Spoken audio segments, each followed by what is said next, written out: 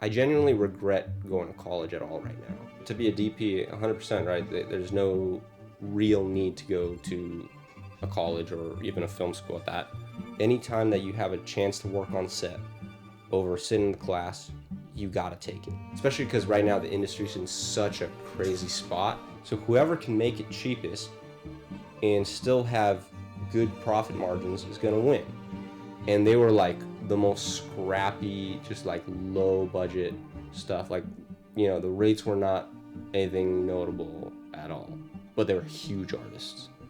That's the state of music videos, though. That's just kind of how it is. There was probably, a good like 3 or 4 times in the past several years where I was like, okay, like I might actually quit the industry.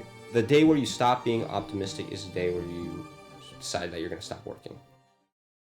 Noah, thank you so much for coming to our podcast. Thank you so much, bro. Yeah, thank you for having me. Pleasure. Noah, how would you describe what your profession is?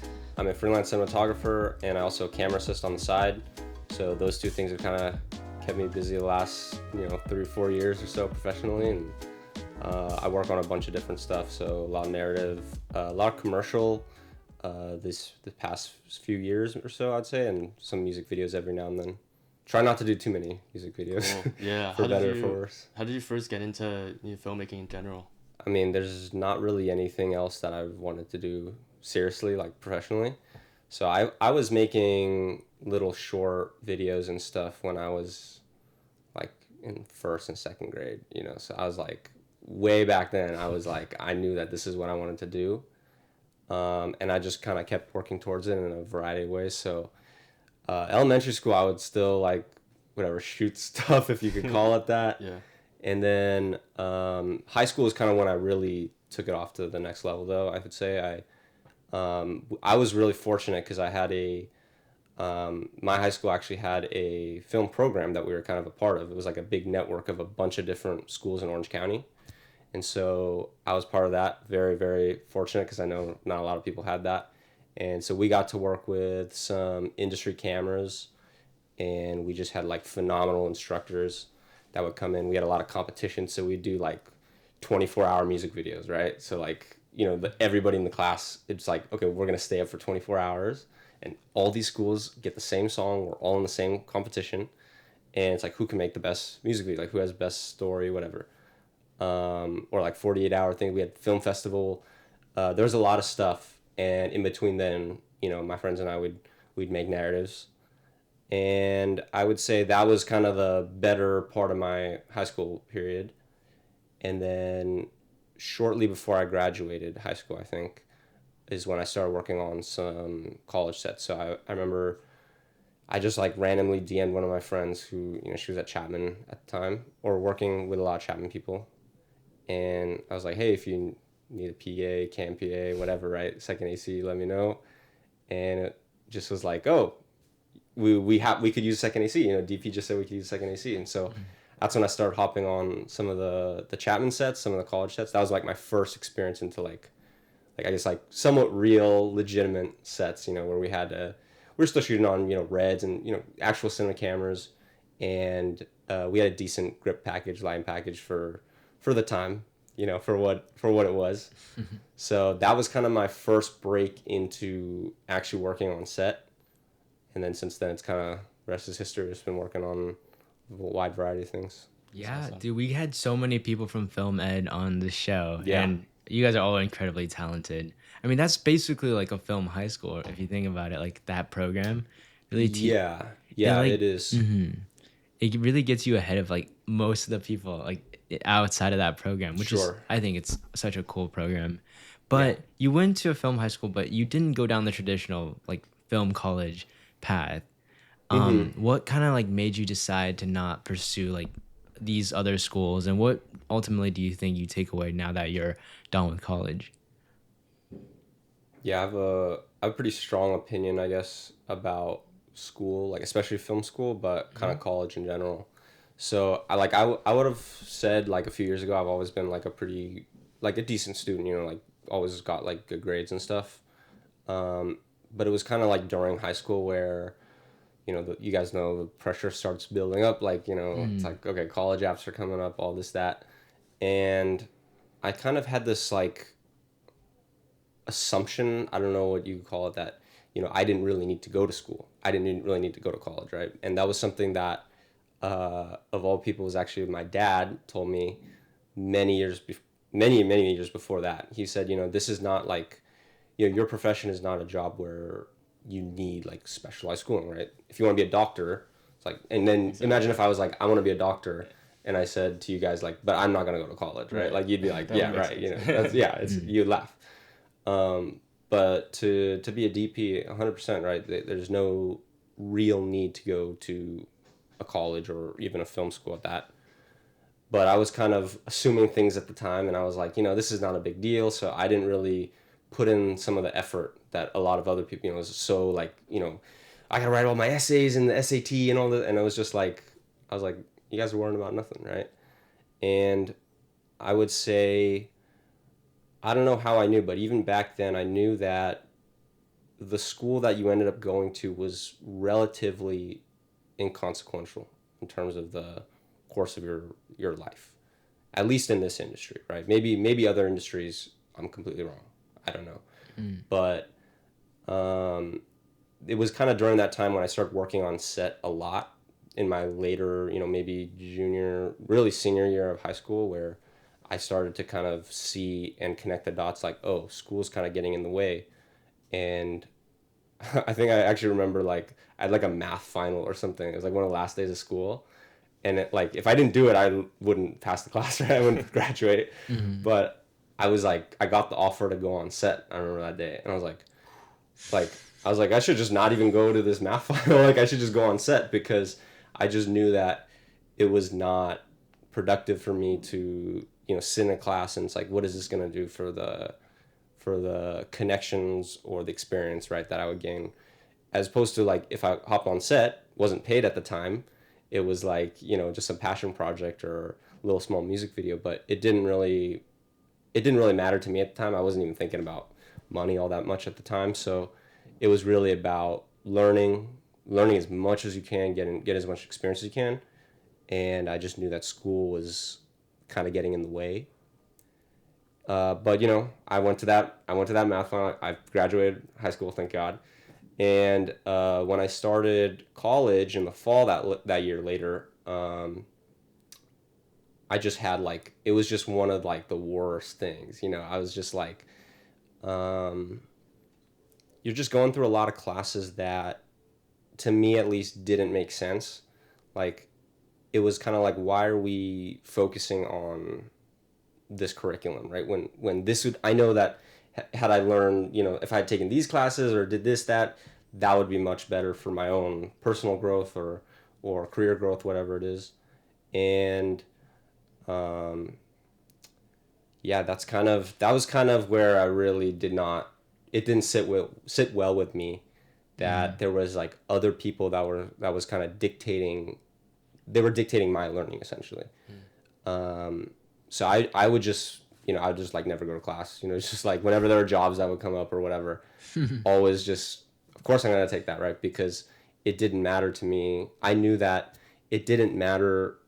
I wouldn't really be learning very much sitting there being lectured at about, whatever you guys know, mise en scène and all this, right? It's like, yeah, we get it, right? What's more important, though, is to actually meet people, and those people know people, and those people know people, and this is how you get work, and this is how you get your name out there. So for a little while, I was like a freshman or sophomore, and I was working with a lot of Chapman kids at the time, like a lot of Chapman productions. And by like beginning of sophomore year, I was basically like the number one, like, called AC, I felt like, at Chapman, and most people probably thought I was actually a Dodge student. It's Right. like, oh, like, I'm working on like junior, senior productions, and I don't even go to Dodge, you know what I mean? And I think that put me way ahead of everybody else in, at least certainly my school, but even other schools, like even some Chapman kids, evidently, because they would call me as opposed to someone that goes to their school. And I felt like, and I still feel like, that was definitely the right move. I think that was necessary to kind of get exposed to the work very quickly, or sooner rather than later. That's kind of my general consensus when it comes to working in this industry. It's like sooner rather than later, just kind of throw yourself out there, get more experience now. And the truth is, like, you're going to have just like absolute peelers, right? Where you're just getting thrown into the ringer. And I think it's better to get some of that stuff out of the way at the student level when really there's not very much at stake for us, right? At that time in our lives. And it's better to kind of just get some of that out of the way than, doing it when you're out of school, or worse, when you're like 30 or something, trying to break into the industry. And you're like, oh God, like this is what it's like working on set, That's kind of my take on that whole schooling thing. That's awesome. And I'm curious though, like what made you ultimately decide to still commit to UCI instead of going the more like, I've already got this experience and this network and then I'm just gonna go and find work? Like what made you ultimately still stay in school after all these years? Yeah, that's a really good question. Did your parents convince you to go to school? Oh, of course, yeah. I mean, I don't think no parent doesn't want their kid to go to college if the option is there. Yeah. I guess I should say I did have in my sophomore to junior year, like that kind of period in between those two, I did apply and have the chance to transfer to Chapman at the time. So I think we were all the same year. So coming out of high school was like COVID just absolutely destroyed all the applicants, right? And so I felt pretty confident about my application, though. Even from back then, I was like, there's no way that I didn't get in simply because it must have been because of COVID. And so I kind of was like, well, let's just test that theory. So I submitted the exact same application. I didn't rewrite any essays. I submitted the exact same film. The only thing I did was, well, you have to do, because it's transfer application, a transfer essay, which, obviously I didn't have that before. So I only did one new thing, and everything else was exactly the same, and I got in. And they were actually like, oh, wow, like your film was amazing and all this. I'm like, yeah, where was that, 2 years ago or whatever. It was kind of this weird break because I still believe strongly that you don't need to go to college in order to be successful in this industry. And I still do believe that. But what that opportunity was for me was, it was kind of like a period of reflection where I had the chance to expand my network, one thing, right? I knew a lot of people at Chapman already, but it's different, from they know your name and you know their name versus like, oh, like I eat lunch with them every day, or we have classes every other day together. And it just kind of keeps your mind in their mind, right? And it just makes it easier for them to call you on to more work. But I talked to a lot of people of all different, backgrounds to kind of help make that decision. I talked to current Chapman students, or at the time current Chapman students. I talked to current working DPs or Chapman alum. I talked to people that are current UCI students, talked to people who are UCI alum that had nothing to do with the film industry. I wanted to get all the different opinions out there because I didn't want to pigeonhole myself into what I think most people do, especially coming out of like high school. They're like, oh, well, I'm going to be a filmmaker, so of course I'm going to go to film school. And you can do that. And there's nothing wrong with that. It's just that it's not the only option, right? So I didn't want to be forced into that kind of thinking. Like, well, I'm going to be a DP, and right now there's kind of no other better school, I think, if you want to be a DP than to go to Chapman. But after really looking at the numbers and everything, and for me to go, it was looking like it was likely going to be 3 years of additional school as opposed to just 2 years and finishing out like normal. I would have to go an additional year. And for me, that was just like absolute no, right? I'm like, there's no way I'm going to stick around school for longer than I want to, versus had I stayed at UCI, I would be able to get out early, which is what I did. And I think that was one of the best decisions that I could have made, even right now, because there's some people that are, still finishing up, and they just, I'm kind of like, if you go to some of these schools, the cost is so much. And in this industry, you don't know whether or not it's going to have a good return on investment, right? Or how quickly you're going to be able to pay back that that loan or whatever that you have to deal with. Whereas I'd rather just be done and clean, don't have to worry about it. So that was kind of my long-winded way of explaining that whole side of things. But to get back on track with your original question, like why did I still stick it out through college? I think there's some parental stuff, and I was kind of just trusting their instinct in some regard, right? Like I, I told them many times all throughout all the years, it didn't matter what stage of college it was. I would just come home sometimes. I'd be like, this is really bad. I was right. You don't need to go to college. I was, and they would just put up with it, and they'd just be like, okay, yeah, whatever. You can tell us this all you want, right? But they were kind of banking on, but if something doesn't work out, at least you got a college degree, right? At the very least, you can get a job somewhere. And their thinking is right. And quite honestly, I hope that someday I am wrong and that I see some value in it, and I go, you know what, mom, dad, you guys were right. But even in this very moment, I think, especially because right now the industry's in such a crazy spot, it's no secret or anything. It's like, I genuinely feel like, I genuinely regret going to college at all right now, just because I think had I done what I initially thought out of high school, which is to just work, I could have probably, or I most certainly would have been able to work more and continue to build the connections, the work experience, all that stuff to, I think, a much higher level than I'm at right now. And it would have just, even if the industry is going to crash and burn in the next decade or so, that I could have at least given it my 100% a shot. There was nothing holding me back. But then again, I really hope that I'm wrong, right? I really hope that I'm wrong, and that everything is gonna pan out okay. Yeah, I mean, when I started school at USC, a lot of my cohort friends didn't really know what they wanted to do in the film industry, right? A lot of people were like, maybe I want to direct, maybe I want to DP. And it was through kind of going to film school, at least from my experience, that these people found what their calling was. So did you always know you wanted to be a professional DP even before college started? Before college started, yes, Uh-huh. but I originally wanted to be a director. But everybody wants to direct, right? So Yeah. I didn't necessarily see that as anything particularly special about me or anything like that. But when I was a little kid, I wanted to direct, and part of that was probably just because I thought that was the only thing that when you hear filmmaker, Yeah. it's like the director's the one spearheading the project. It's their creative vision, and so I think I kind of just latched onto that.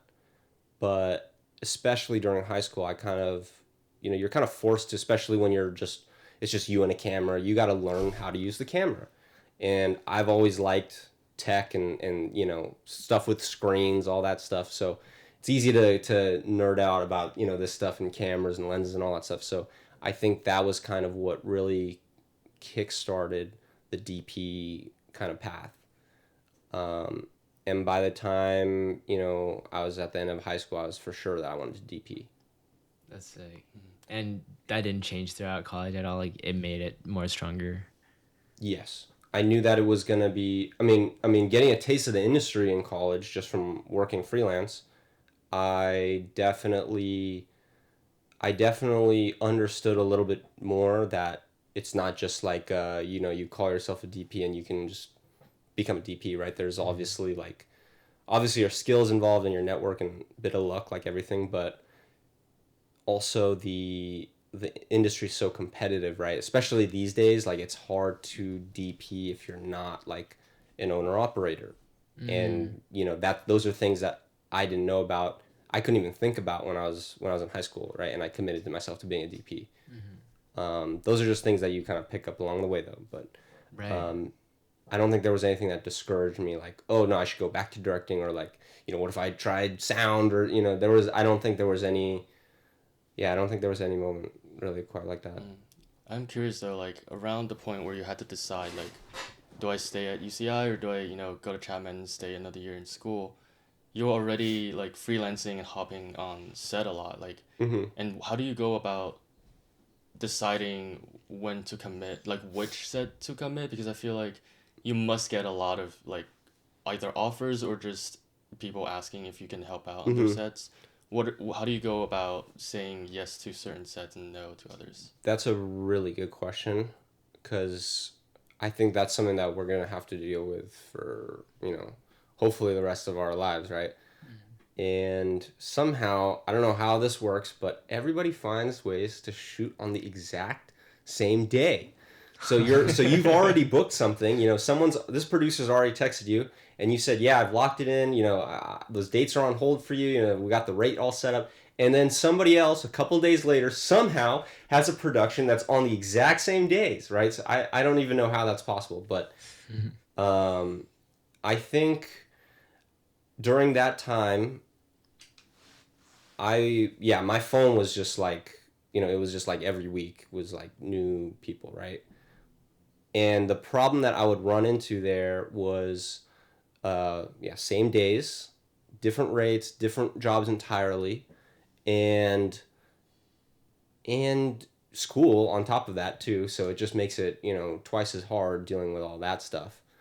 And then obviously making time for your personal life too, which was something that I was most definitely not good at the time.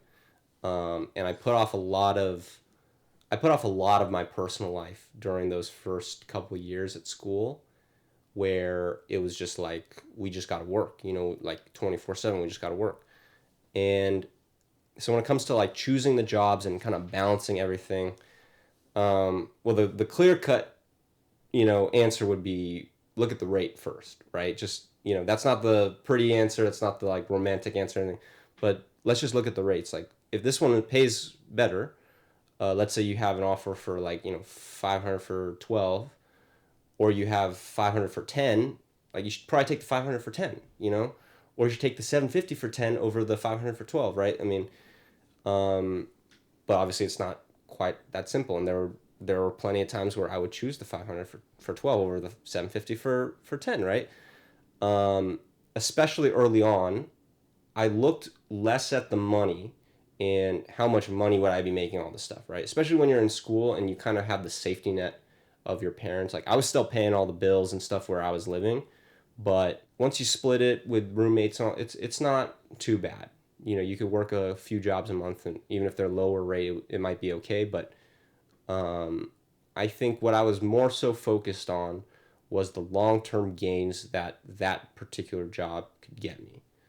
So it might be, let's just say, a lower rate, but oh, this is on a commercial as opposed to like a very low budget feature, let's say. And um, at that time, I might have said, I'm going to choose the commercial, even if the rates were comparable or lower or whatever, despite the rates, because at that time, I wanted to get more experience working on the commercial side of things. And so I felt as though if I could start moving in that direction, my name would be out there in that commercial space a little more. I'd have just a different kind of experience working in that environment. Because if you're working on a low budget feature, it's kind of like, okay, it might be very intense. Like there's a lot of crew around. There might be multiple units running around, all this that. But when you're in a commercial, there's also the pressure of clients that are there, and you have to be professional, all this stuff. So you just get there's just nuances to each kind of niche in the industry. And if I felt that I was lacking in any particular place, I might at that time, regardless of rate, choose or uh, favor that niche that I wasn't as well versed in. That would be that's another way to look at it besides just pure numbers. And then um, the hard one is always, and this will happen probably forever, is like your buddy calls you to work for free on some passion project, and you really want to work on it, or you owe him a favor because he's done three for you in the past, right? And you're like, dude, I know I owe you like three favors, but you also have to put food on the table, you gotta pay the bills. So that one you have to make room for, I think, some of those like side passion project stuff, right? If you can stomach it and you really want to do it, then do it. But there's just sometimes there's some months where you're just like, dude, I can't, not this time around. You really have to prioritize, I think, what you got to prioritize just what you got to do first. That's kind of my thing. And then when it comes to the personal stuff, at some point I had to just like be like, I can't do this right now. Like I actually need to just like pause for a little bit, and like take time for myself, or like spend time with my friends and my family. That's always like a slowly creeping up factor. Right? The work kind of builds up and you're just like, oh my God, like when was the last time like I just hung out with my friends? So that's definitely another intangible thing to kind of keep in mind. Right. And when you get a job, let's say that pays, let's say 500 for 12, right? Mm-hmm. And you book that one, but then a few days before the production, or like maybe a week before the production, another production reaches out for maybe 1,000 for 10. Do you say, like, do you, push the other one aside and take the new one, or would you just take what you already said yes to? It completely depends, right? Like Mm-hmm. which is like the most common and like most unhelpful answer in the industry. It's like if it's I generally my kind of the way I look at it is if it's something that I've already committed to, I try and not say no, Mm. just because I've already booked it. This person has come and kind of gotten dibs on my time. Yeah. That's kind of how I look at it. Even if the rate is a little lower. Um, that being said, though, I mean, that would be kind of contradictory to what I just said, which is like you got to do what you got to do. And sometimes you do have to, especially if it's like a bad month or whatever, like you have to kind of be like, okay, I have a option for a better rate. I should probably take that. Mm. I kind of take it on a case by case basis. Um, Back then, I definitely would have said I would prioritize whoever asks first, though.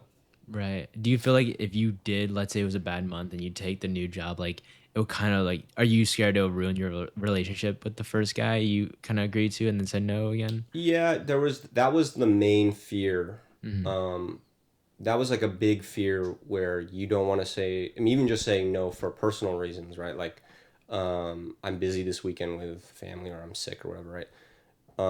That could be a huge thing. That was definitely a huge thing on my mind at that time. Like, really, just as much as I could, never say no, right? Because I Mm-hmm. didn't want to lose out on the opportunity for more work. And that does happen sometimes where they never call you again. Mm-hmm. What kind of helped me was I had to be a little realistic and say, yeah, you can't keep saying no forever to everybody, because then eventually everyone's going to take the hint. But you have to be reasonable with yourself and go like, okay, but I can't work on two sets at the same time on the same day, right? Like, obviously. So you have to be reasonable with what you can handle. Mm-hmm. So if you're like dying sick or whatever at home, and somebody's like, can you come in for like, 700 for 12?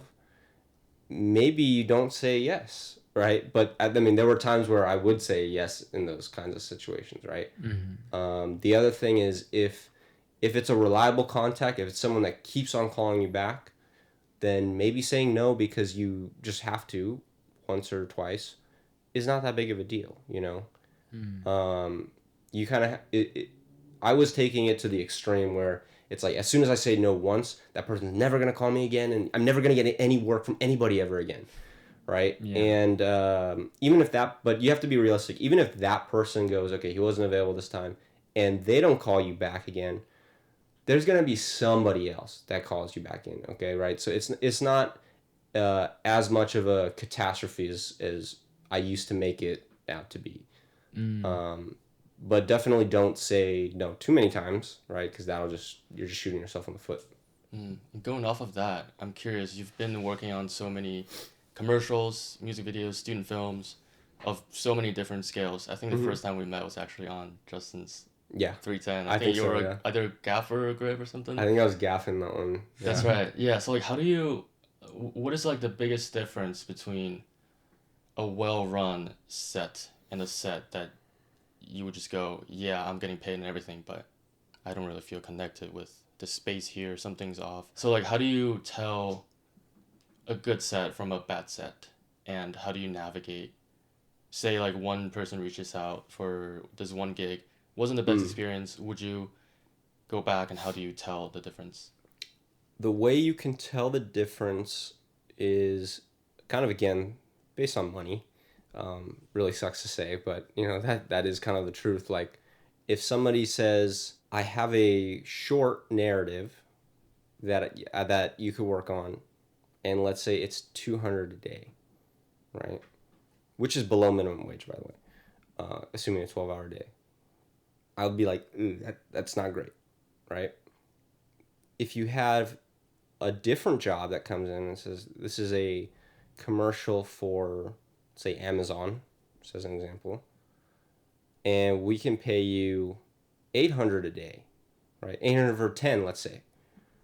I would go, you're going to probably get a better experience or a better set, to use what you said, on the Amazon job. Because the Amazon job, aside from it having a big client behind it, you can tell based on your rate that they just have far more money put into it, right? Obviously, because it's Amazon as opposed to a student film or something like that. And so when you work on those kinds, let's just stick with this example. Let's say you take the Amazon job in this case. You'll probably have better lunch and crafty, although not always the case. And it's crazy how the more money there is, like usually the better your pay is, the easier it gets. It's just kind of funny how that works. It just gets easier because there's more money to spend on gear to make it easier for you, instead of like a very practical example would be, if you have no money, you can't rent any camera carts or anything like that. And so let's say I'm an AC on this job, and they have no money for carts or anything. So I'm the one that has to just lug up manually all these cases upstairs or whatever, right? Versus if they just had a little bit more money, maybe we'd have a couple carts and we could just load it onto an elevator and just, things like that. Some of the gear that you might have access to is going to be better quality, and so you'll run into less issues, whatnot. That's one example. And there's also less, or really no chance, or at least there shouldn't be any chance, of you doing other people's jobs, because that's something that can happen quite common on student sets, right? Where, hey, like, we're so understaffed. Do you mind just jumping in on this thing? And you're just like, no, dude, like, I didn't sign up for this, right? And depending on who it is, I don't mind, right? I'll just hop in and it's fun, whatever, who cares? But especially when it's someone that you don't know, like if it was me on the other end, like if I was producing it or something like that, I would be like, no way, like I don't want my crew to like, be doing all this crazy stuff. Like I just want to keep it really simple. Like just stay in your lane, like don't overwork yourself.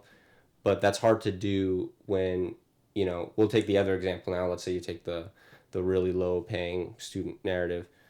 It's now like, it's kind of like a wild, wild west. Like you don't know what the, lunch situation, sometimes you don't get lunch, like it's just late, whatever.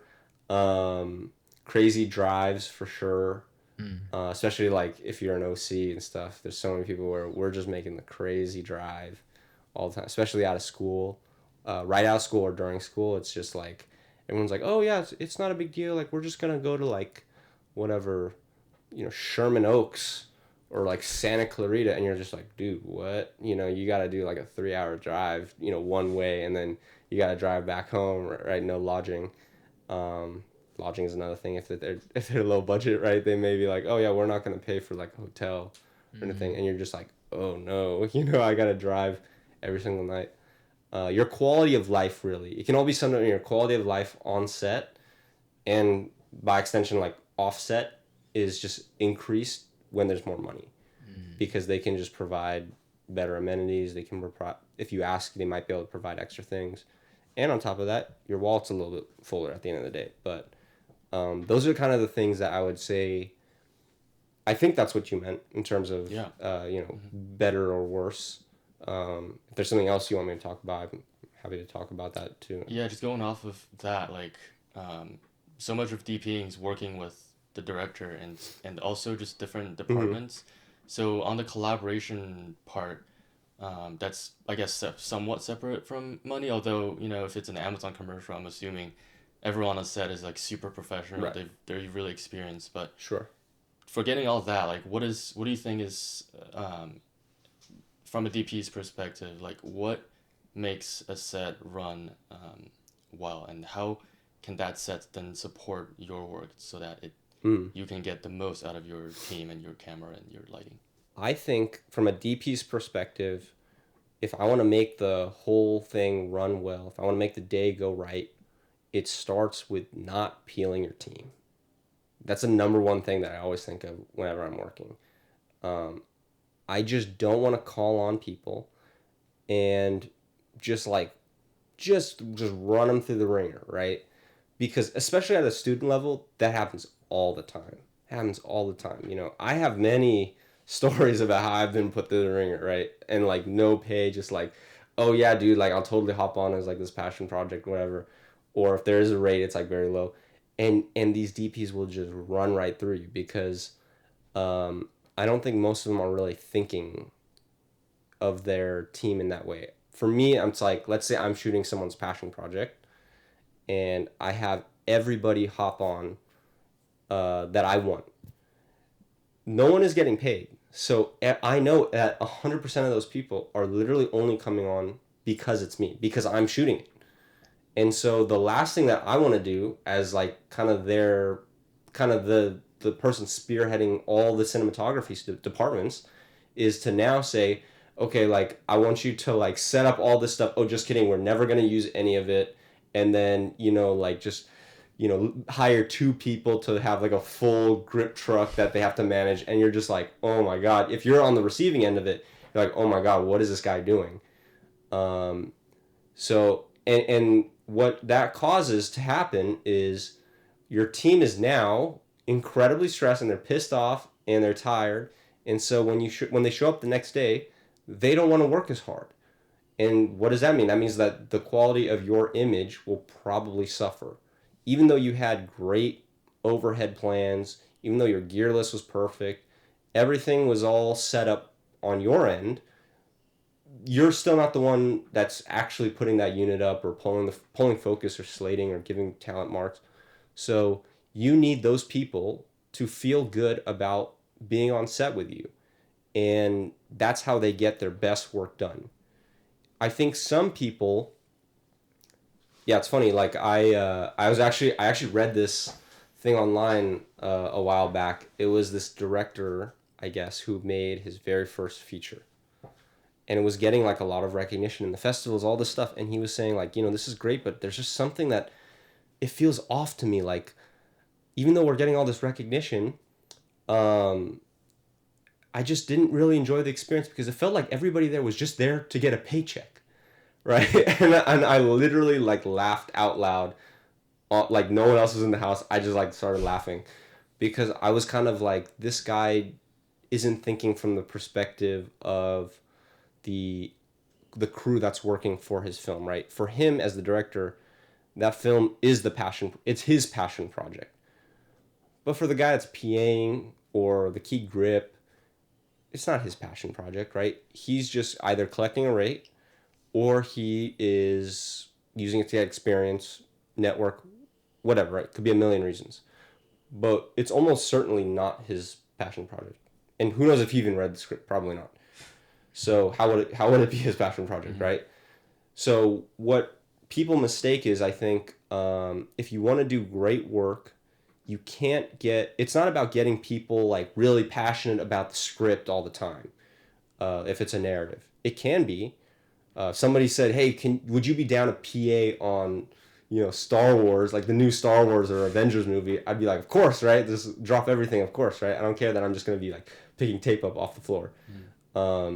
But situations that aren't like that, which is most of the industry, that's where it's not about being passionate about the script or the final product. It's just about being passionate about doing things the right way, doing a good job when you're on the day. And I think the DP is one of the most powerful people on set that can foster that environment. So if you have a DP that's just one of these old head energy guys, and they're just yelling at you, and yeah, back in my day, all this stuff, then you end up with, you're like, dude, I don't want to work for you, right? And so aside from maybe next time you call me, I'm not gonna pick up. It might be just something like, I'm just not really like in the mood right now. I'm feeling tired. Like, I want to go home. And so you don't do your best work as a crew member for him.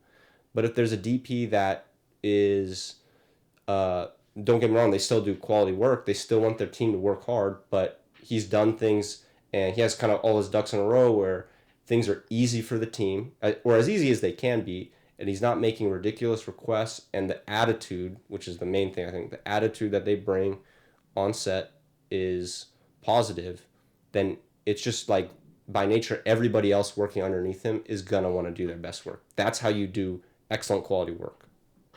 Yeah. That's such an amazing answer. I feel like that's so true. I Okay, mean, good. you going being on set, you really want. I mean, Yeah, you at want to least on our have level, people you want have to a have good good time. experience. Yeah, That's yeah, right. you want everyone to have a good time, and I think that also comes with like, some of these DPs that peel their team. I don't know if this is it for sure, but I would imagine it's maybe that they don't have the same level of experience working for other DPs. So they're kind of just looking at it from their own point of view, and they're like, oh, well, like, we just need to get the shot off. We just need to get the shot off, right? That's the only thing on their mind. And so it's like, at all costs, we need to get the shot off, and it needs to be 100% perfect, and this, that, right? And then they peel their crew inadvertently. And if I think, because I've AC'd a lot and I've also gaffed and gripped and stuff like that, for other DPs of many different varieties, some good, some bad, then I think I bring that to the table when I'm shooting something, and I know, like, okay, I know how it feels to just get absolutely peeled, right? I do not want my team who's come out to work for me to experience that. I feel kind of responsible in some small way for their well-being, at least for the 12 hours that we're on set together, if not even afterwards. Wait, so after, because I remember I heard you talk about working in the industry, and you're saying that the state of the industry is getting somewhat worse as time goes by. And I'm curious, if someone were to, let's say, graduate from the University of Ohio, has a huge passion for DPing, do you recommend him to come out to LA? And let's say he's not a Nepo baby or anything. Mm-hmm. Do you recommend him to come out to LA to try to do this professionally? Or do you think he should stay in his hometown? I would say no, just because it's so uncertain right now. I don't know whether or not it seems like everybody's hopeful. I'm hopeful too, but is it like misguided or not? I don't know. I don't think that I don't think I'm going to provide like the best definitive answer on that. But do you think you are able to live in LA, let's say, like, to support yourself through freelance DPing at this moment? I'm not living in LA right now, and I know a lot of people that did make the jump right out of school. I don't think that I would right now. I don't think I would make the jump right now, because, well, otherwise I would have. I think the costs are too high to justify living there, and there's not enough work right now. I mean, there's a lot of people that are leaving the industry even after like many years of like working professionally in whatever department. Some are local 80 grips, some are like editors, whatever. But a lot of people right now are either extremely struggling, or some people have just jumped ship entirely. So I couldn't recommend, without knowing more, definitively, like, yes, like, you should come here and start working. I think if you can still find a way, if this is your passion, like, you can still find ways to exercise them wherever you are, right? Like, at the very least, you can shoot something really small with friends. I mean, kind of anywhere, right? You can do that anywhere. But what's happening with LA, I think, is there's a lot of, what it looks like to me at least, there's a lot of productions that are moving out of LA just because the cost is so high here. And so they're going to, there's talks about Vegas. I don't know if that's true or not, or Jersey. No idea if that's true or not. But Atlanta, I mean, there's still production in Atlanta, right? There's been production in Atlanta. And it seems like some stuff is moving there. Maybe Texas. I mean, everything is moving to Texas, it seems like. And so I wouldn't be too surprised about that. And so LA's still big for like commercials, I think. And music video too. But music video you don't want to work too much on. Why? And music videos are such a mixed bag, and it's changed a lot. I think even from before like we were like legally able to work. So in the past, there was like MTV, let's say. That was huge, right? Like I didn't watch MTV growing up. I don't know about you guys, but like I never watched it. No, I haven't. But it was huge. It was apparently huge, right? Like early 2000s. And so when there was a new music video that an artist dropped, it was like big news, right? It'd be all over MTV. Everybody was watching MTV, and it'd be in everyone's household. And then now what's kind of happened is there's less big production music videos. There's more because now we have the invention of phones and social media. So the way that artists can interact with their listeners is now direct, right? It's just right on their phone instead of always through a big production music video and MTV or whatever it is. We kind of started to see that with YouTube once artists would put stuff on YouTube, but really now it's so accessible with social media, right? And what's happened so far is there's just less money being put into these things. So you can have, I won't give out any names or anything like that, but I worked on in the past year 2 or 3 artists that were like pretty big name artists, we'll say. Like most everyone would recognize these names. And I AC'd on these these music videos, and they were like the most scrappy, just like low budget stuff. Like, the rates were not anything notable at all, but they were huge artists. And really rushed productions, all that stuff. That's the state of music videos, though. That's just kind of how it is.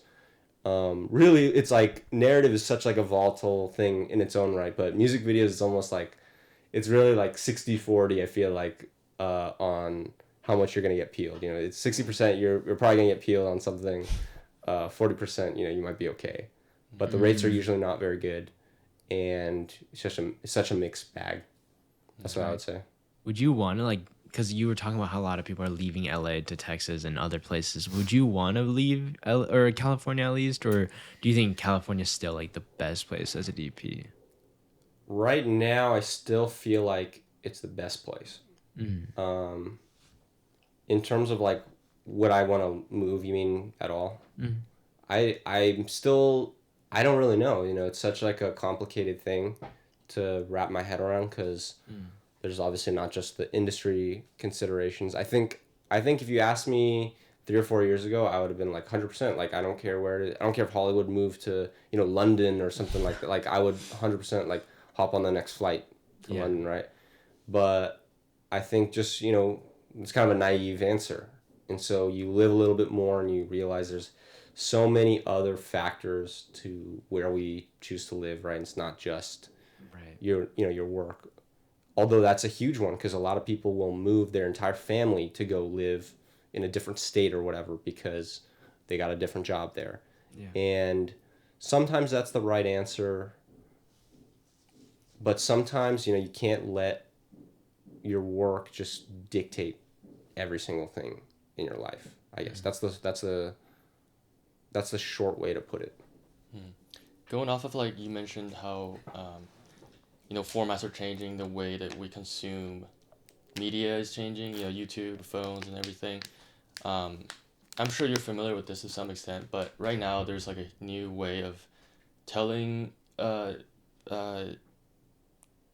episodic stories that are vertical on your phone, and each episode is a minute or 2 long. The stories are wild. Acting is wild. that seems to be a pretty like to say the least is pretty popular. To say the most, it's like it's kind of how a lot of people who work in the production side of things are getting work. So I was curious, have you worked on one of those? Would you consider that to be something that you do consistently, and what do you think about it just in general? Um, I guess what I think about it is I mean I'm not huge on it. You know, I think that yeah, I just think that the whole way that we interact with like visual media, right? Phones and vertical and all this stuff, streaming, it's just kind of souring the experience, or I should say, it's souring the industry, I think, of great quality work. Because by nature, the way these things work is like, let's say, like TikTok as an example, or Instagram Reels or whatever, is it's like, what's the loudest, just like most colorful thing? And then, like, we're going to promote that. And so I've never even, to my knowledge, watched any of these Reel shorts. I've not worked on any of them. But as far as I know, they are like pretty low quality, it seems. And they're nothing like notable really, but they're popular for some reason because it's what the whole system is set up to promote. It's just taking advantage of that, really. And on top of that, there's just people that are, I think people are, the average person is content with just okay kinds of stuff like that, right? And when that becomes popular or the predominant way of viewing media, or you know, it replaces things like movies or books or great music, it just waters down everything.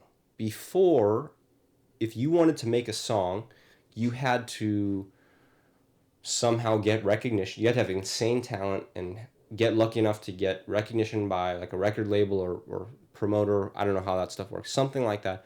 And then maybe you'd have a shot at having like a hit song. And it would probably be pretty decent. But these days, like, I know nothing about music. And I could make a song and post it on YouTube, Spotify, SoundCloud. People can use it in their TikToks or whatever, right? And most of the time, it's like pretty awful because what would you expect? You know, I don't know anything about music. And that's kind of the problem that's the similar problem that the industry's facing right now. And it's a really weird thing to talk about because I would say we are all the same. We are all the product of this environment. We're able to do what we're doing, which is direct, shoot, write, edit, work on these films at a at an age that it would have been completely impossible, you know, in the traditional model. Because before, let's say you wanted to be a DP, way many decades ago, right? You had to start as a camera PA or utility. Then after you did that, then you could be a second AC. Then you could be a first AC. Then you could cam up, and then maybe if you're still alive and you haven't quit yet, you could finally become a DP. And in some sense, you know, I don't like the hierarchical setup of that. I think it's just too, I don't know what the right word, I don't know what to describe that as, but it's just, I don't like that. But the problem with straying away from that, like we have, is there's people like me where I can just say I'm a DP because I can just say that I am, right? Like that's really all it is. If you guys have all shot stuff before, I'm sure, right? Even if it was with your phone, you could say that you're a DP. Mm-hmm. That's the difference in today's time.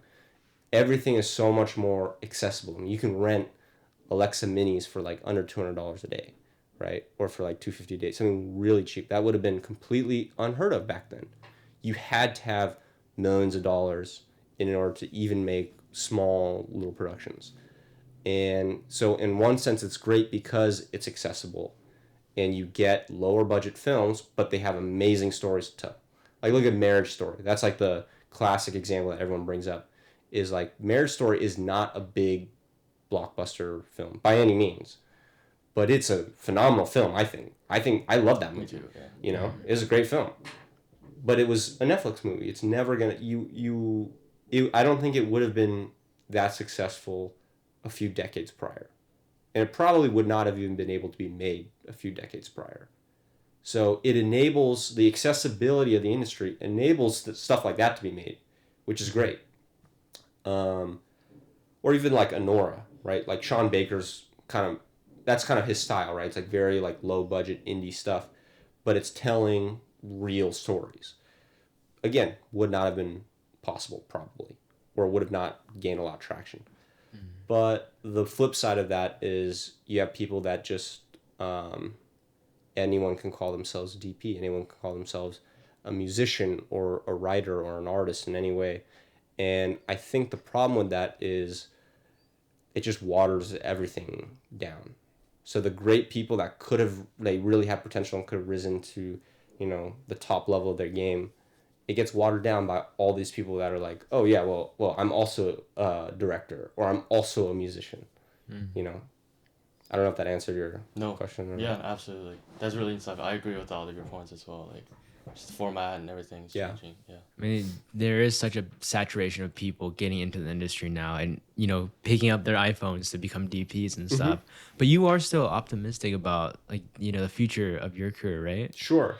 Yeah. I think you have to be optimistic because otherwise, you probably wouldn't keep doing what you're doing. Like, my plan is to just keep shooting, keep shooting, keep working in any way, and to stay busy.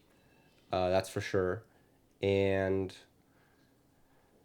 yeah, I mean, I will say though, the last maybe 3 years or so, like definitely in college, was probably one of the most challenging like mental games that I've had, like in terms of the industry. Like there was probably a good like 3 or 4 times in the past several years where I was like, okay, like I might actually quit the industry.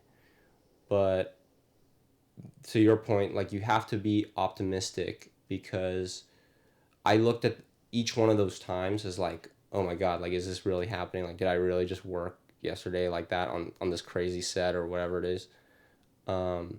You have to be optimistic that there's better stuff coming for you, and if you don't, then then that's when the day where you stop being optimistic is the day where you decide that you're going to stop working. How do you stay optimistic? I think what I did whenever I ran into those kinds of things was it was kind of for me like going to the gym and working out, right? So like when you go to the gym and those first few, maybe like 2 to 3 sets that you do, first few reps especially, they kind of don't really count, right? Like they just throw away. No one just does like 1 rep of like a regular weight and like 20 pounds and they're like, oh, okay, like I'm done, right? Like the whole point is you kind of have to push past what you think is possible, and that's where the real growth is. And I kind of looked at every time that I was like, I don't know if I can really do this, for the rest of my life like I originally thought or wanted to. Is this really what the industry is all about? Every time I encountered something like that and I had doubts, I would push past it, kind of like doing just extra reps in the gym, because I looked at it as every time that I could still overcome that doubt, I knew that there was going to, first of all, be something better on the other side of it.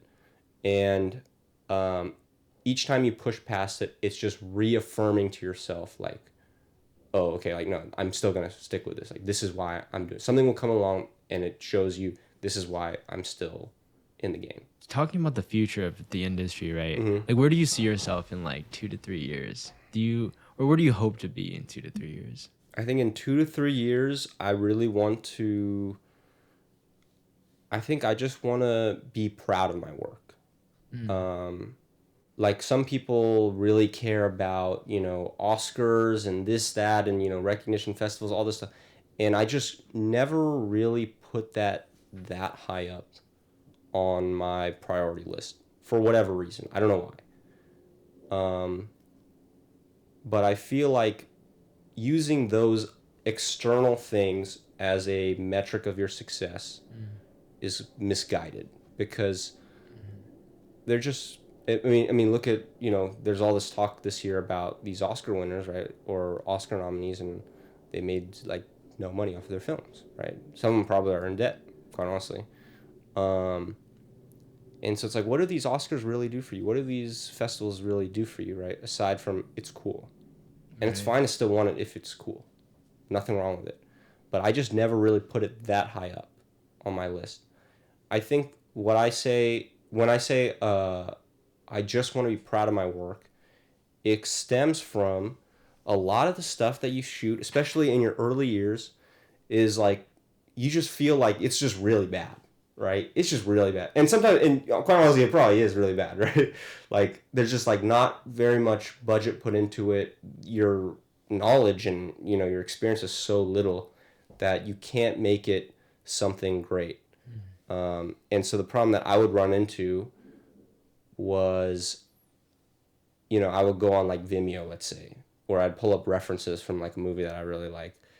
Maybe there's a director that's like, oh, like we're trying to reference, like, these are the references. And I'll take a look at it and I go, okay, so there's a clear path that we're trying to take visually. And that's in my mind. And then when you show up on set with your limited resources, you try and recreate it, and you're like, man, this looks horrible. After I would shoot stuff, and I'm going, this is horrible. How did I even sign off on the shot? All this stuff. Other people would critique it and go, dude, this looks great. This looks completely fine. And I'm like, what are you talking about? This is horrible. Like, this is like the worst thing I've ever shot. And what I realized that is there's a gap between what you're doing or what you're capable of doing at that time with your current knowledge and experience, or your budget, your crew, whatever, and your tastes. Because your tastes are all the way up here, right? It's like, it's the Blade Runners or the 1917s or whatever, Shawshanks. And then you're all the way down here, and there's this huge gap that you have to clear, right? Except you're forgetting all the while that they have, tens of millions of dollars, hundreds of millions of dollars, right? And you have like a few $1,000 on this, let's say like a student passion project, right? Yeah. Or a small commercial, whatever it's that. And so that gap is what I was feeling. I was feeling like not proud of my work because my tastes were so high, and what I was capable of doing with the limited resources that we had was so little in comparison. But other people didn't. When you critique something, you don't have any of that background information. You're just looking at it, and it's like, what do you think? And so people go, it looks good, and they have no preconception of what the references were or anything like that. And so for me, if I could get to a point in my career, and I know you said 2 to 3 years, but maybe it's, who knows, maybe it's 5, 10 years, maybe it's 50 years, I don't know. But if I get to a point where I can shoot something and I can say consistently, project after project, I'm proud of the way it looks. Like, I like what we shot today. To me, I would say I'm a successful DP. Nice. Yeah. Do you feel like people, because artists, I feel like a lot of times are really never satisfied with their own work. Do you feel like you can get to a point where you are? Sure. Do you think like Roger Deakins, like he looks back at his work and he's like, wow, I'm like so good. I don't know. That's funny. I feel like for some of these like top level guys, Deakins or like favorite of mine is like Bradford Young. I think they still experience the same self-doubt. I think everybody does at some point. It's just that at that level, actually, there's almost nothing different at that level, I think. What I realized is that can be said about, honestly, all sorts of stuff. Like the problems that you have at the top level, Hollywood blockbuster level, is the same on like an indie feature or a student film. It's like, we're running out of money, people are dropping out, whatever. Yeah. Talent's just like going crazy and berserk. It's the same stuff that happens. It's just that at that level, it's blown way up into, the proportion is just the scale is so much bigger. And I think the same can be said about how those people feel about their work. Directors, DPs, whoever. I think we're picking up knowledge as we go, and you keep working, and when you look back on your work, you're like, wow, that was really bad, you know. But everybody else was like, you know, it could have been, you know, a small little short that you shot, or a commercial, or a music video, or it could have been a Nora or something. Who knows, right? And I think if you don't have some of those moments where you look back at your work and you're kind of like, I know I could have done better, that's a problem. You should feel like I can do better today. Right. Totally. So what is your opinion? Because as the industry evolves, Richard was talking about vertical shorts, but another thing is with the use of AI imagery and stuff. And I want to hear from a DP's perspective, like, what do you think of AI? Do you feel like it could replace jobs of DPs, and do you implement that in your own workflow?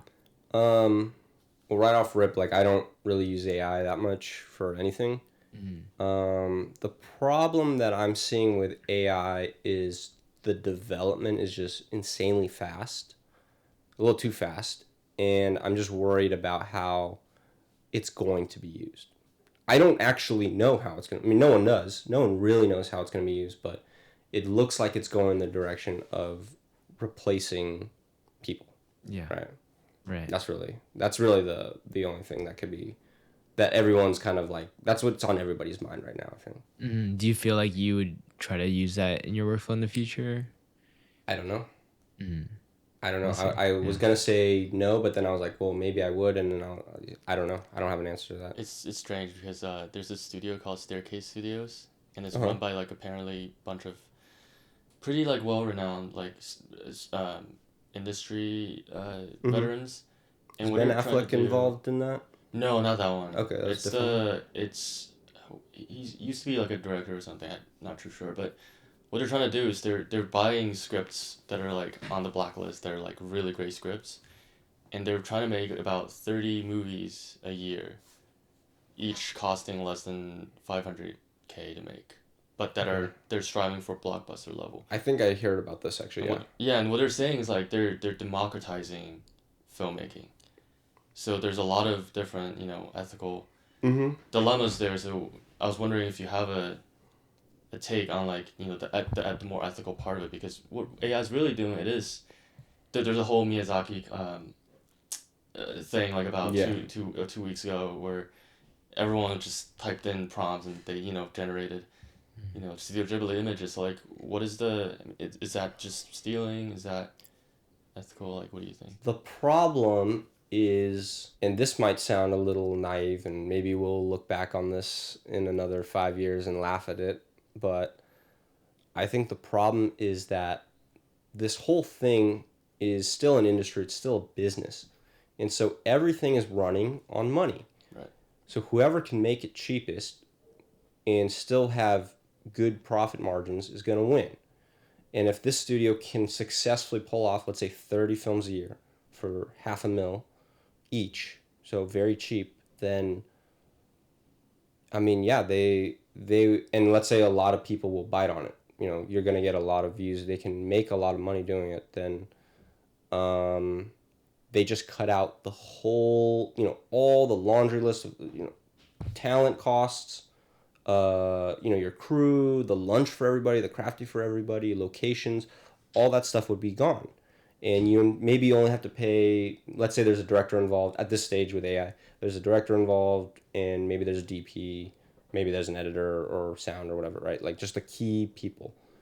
But most of your expenses would now be gone, and so they can afford to do it for under $500,000. The problem, though, that I see with that is if these are some pretty big name industry people, and I don't know what you mean by that. Like, I don't know if you have any names or anything, but it just dilutes the whole art form, if you even care to look at it that way, right? The problem is that people don't care to look at it that way, and so I think, I guess this kind of leads on to a little bit of a different discussion, so I don't get too into it, but I think the artistry in making, or what's so amazing about watching some of these films is that you know it was made by people.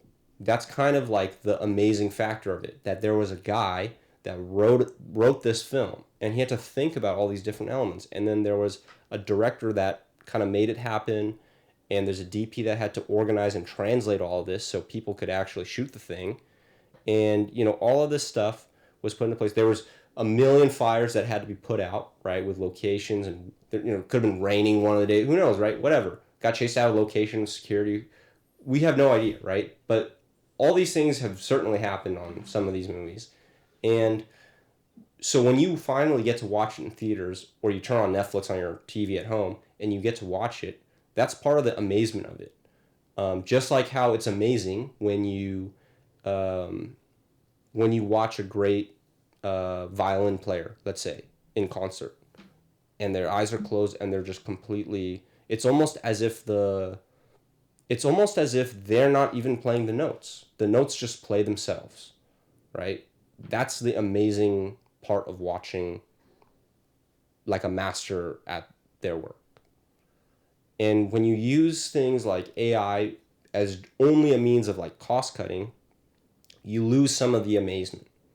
It's not amazing that AI can generate, let's say, Tom Holland, Tobey Maguire, and Andrew Garfield on screen at the same time.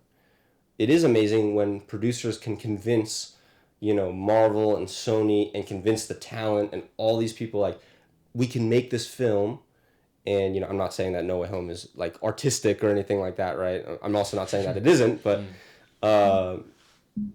you lose the amazement or the awe, you know, that comes with the human aspect of things. Mm-hmm.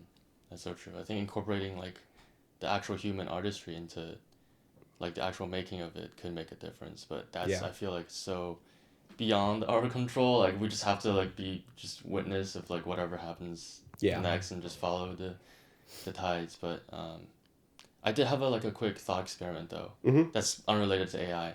If you had like one day as second AC to Bradford Young, either that or shoot a Super Bowl Nike commercial, which one would you choose? That's a good question. Now, you know what? I would choose the Nike commercial, Super Bowl commercial. Because I almost said the second AC to Bradford Young. Because the assumption that comes with that is you can learn a lot, right, by, you know, working under a great DP. I think, though, and you can. You absolutely can. But when you are ACing or gaffing or, you know, whatever you're doing for another DP, sometimes you already have so much on your plate that's hard to find time to like really, you know, hey, like what were you doing here, you know, in this setup and, you know, this, that, versus the Nike commercial, Super Bowl commercial, let's say, not only are you adding a portfolio piece, I think at this stage, and this may not be true for everybody, but at this stage, it would be better to shoot that and get another piece of work out there, another portfolio piece that everybody's going to see. And that might attract more people to like, oh, hey, like you shot that, like that was a huge ad. Like, why don't you come shoot this other piece, you know, for this other brand or you know, whatever. Why don't you work with me on this? You know, we're doing a feature on this. That would probably be more productive long term. The Bradford Young thing could be more productive, you could say, because of the opportunity to learn. But I don't think that you would be able to find the time to really pick his brain. Right. Maybe shooting the commercial can lead you to work That's right. with him. Yeah. I mean, a lot of these DPs, they will, you know, they'll shoot like Super Bowl ads. Commercial there, right? Yeah. You know, they still got to pay the bills. That's right. How do you feel like you've been able to learn from, and like what have made you improve the most when it comes to DPing? I was always in the school of thought of you have to do it. You actually have to do the work.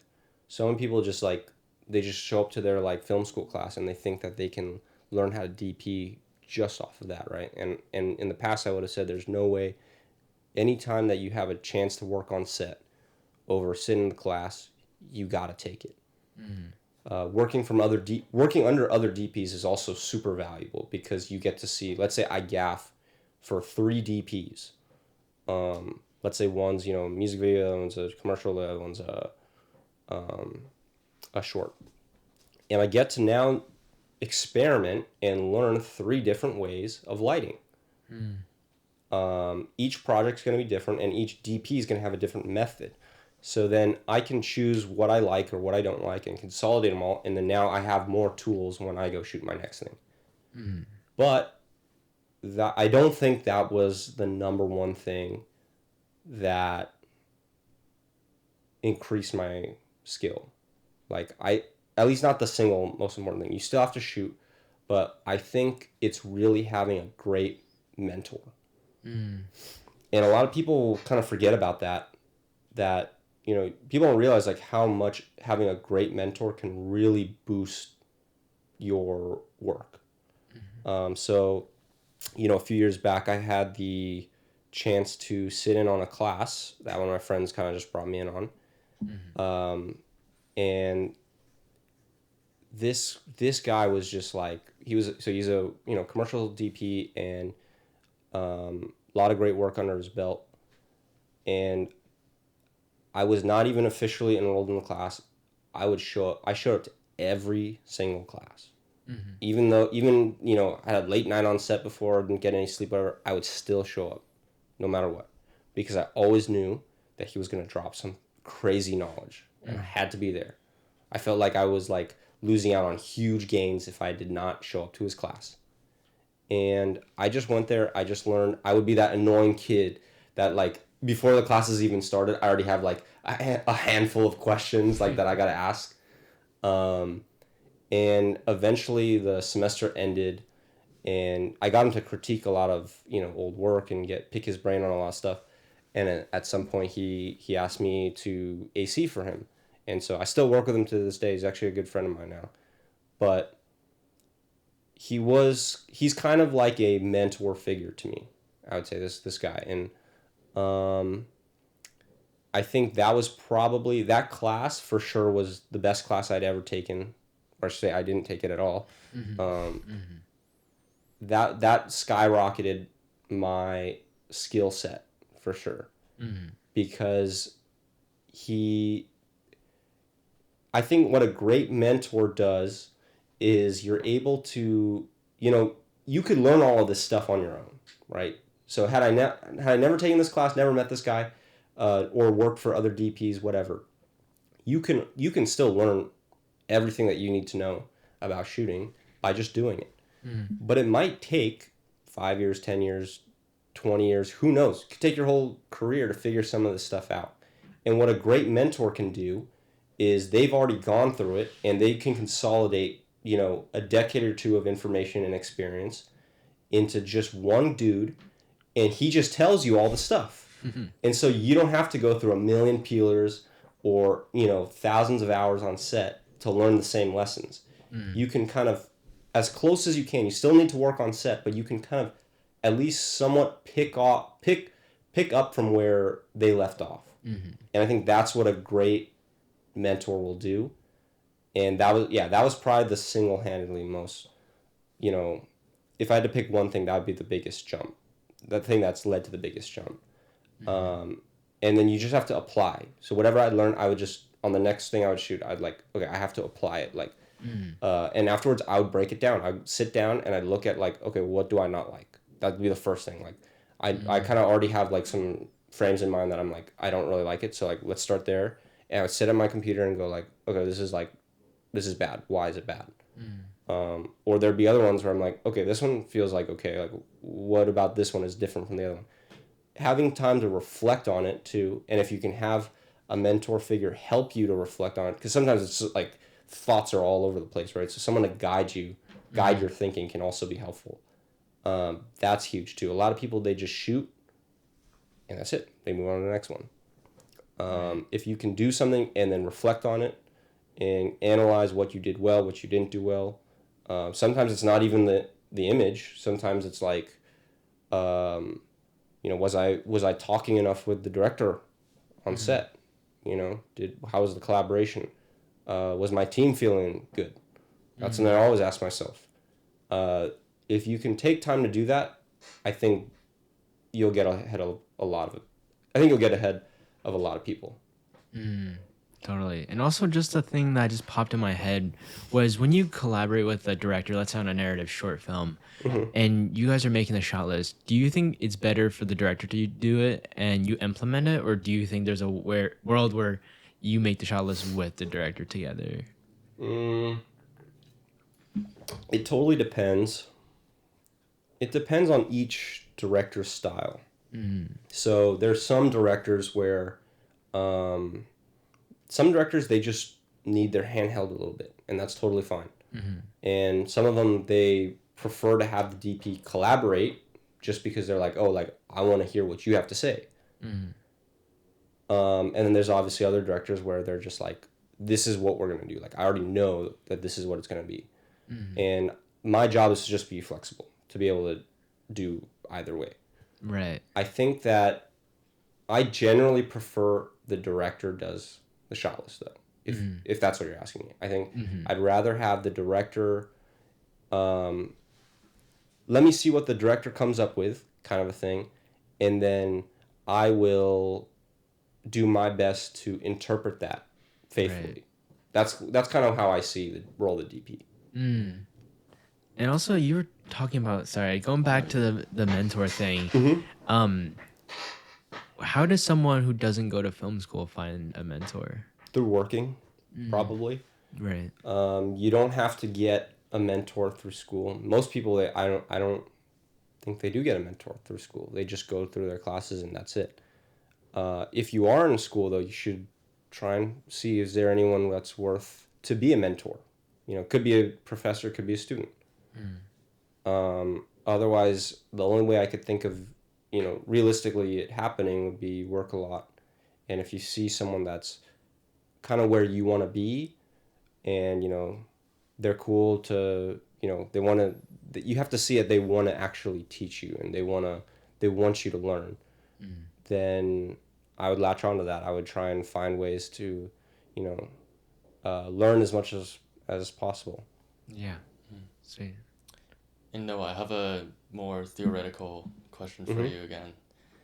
If in a spaceship to outer space, in search of aliens, and there's a section that's all about movies, what are 3 shots that you would choose to represent the idea of cinematography? This is going to be one that no one is going to think about, is that transformation scene with Optimus Prime in Transformers 1.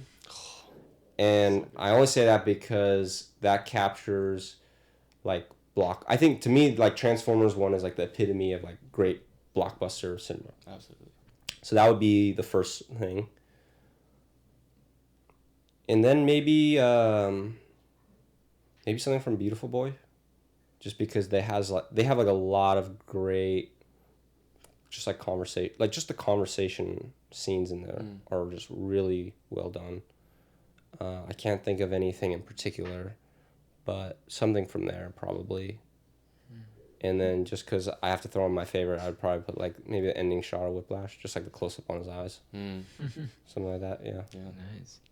Well, Noah, something we do on this show is the previous guest will leave the current guest a question. When do you feel like you shine the brightest as a human being?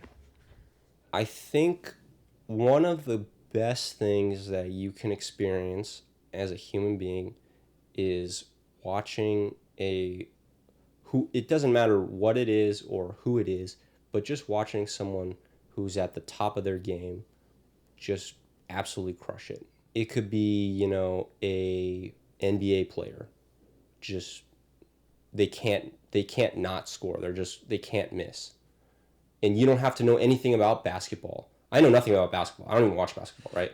But if you were sitting courtside at an NBA game, at like a Lakers game, and you saw like LeBron or whoever just like crushing it, you would just feel like, oh my God, this is like exciting. Or if you watch a really great, you know, jazz drummer or jazz musician, and their eyes are closed, they're just completely locked in on their performance. Experiencing the best that a human has to offer, I think, in whatever discipline, I think is when, at least for me, I feel some of the greatest joy. It's just like such a it's such a privilege, I think, to experience someone else's hard work in whatever it is. Yeah, That's a beautiful answer, and I think I'll get to experience that when I see your movie. Yeah. Oh, thank you. We're excited to see what you do next, man. Appreciate it. Yeah. Thank you so much for coming on this podcast. Thank you for having me. It was so much fun having you on.